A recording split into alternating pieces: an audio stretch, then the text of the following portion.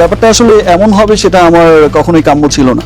অপু বিশ্বাস যেহেতু আমার ছেলের মা, ওকে, অফকোর্স সে আমার স্ত্রীও।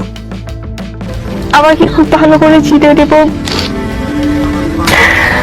আপনি কেন এগুলো করছেন আমি জানি না।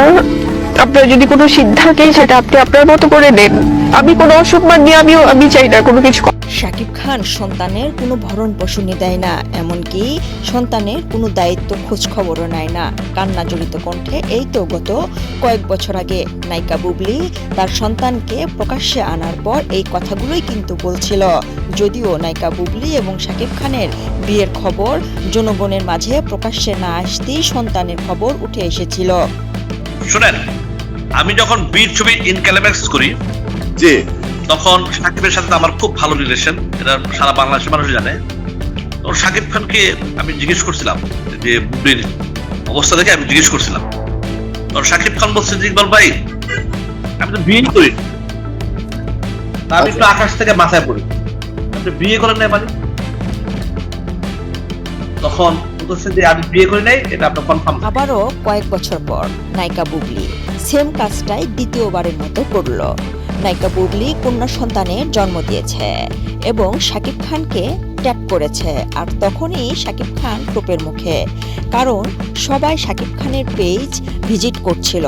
শাকিব খানের রকস্টার সিনেমা মুক্তি পেয়েছে, আর এরই মাঝে শাকিব খান তার রকস্টার সিনেমা তার ফেসবুক পেজে প্রচার করছিল। নায়িকা বুবলি তার কন্যা সন্তানের জন্মের খবর প্রকাশ্যে আনার পর যখন সে নায়ক শাকিব খানকে ট্যাগ করলো, শাকিব খান বরং সেই ট্যাগটা একসেপ্টই করেনি। ব্যাপারটা আসলে এমন হবে সেটা আমার কখনোই কাম্য ছিল না। অপু বিশ্বাস যেহেতু আমার ছেলের মা, ওকে, অফকোর্স সে আমার স্ত্রীও। কিন্তু ভক্তরা এবং জনগণ যারা আছে সবাই শাকিব খানের মুখ থেকে জানার জন্য অধীর আগ্রহে বসে আছে।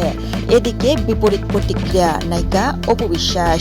অপু বিশ্বাস যেহেতু বুবলির পরপরই কোনো না কোনো পোস্ট করে শাকিব খানের প্রথম বউ হিসাবে, তখনই দেখা যায় নায়িকা অপু বিশ্বাস সে পোস্ট করে এবং সেই পোস্টে 2 লাইন লিখেছে, যেখানে সন্দেহভাজনভাবে বলা যেতেই পারে হয়তোবা নায়িকা অপু বিশ্বাস এবং শাকিব খানের ঘরেও নতুন সদস্য আগামীতে আমরা জানতে পারবো।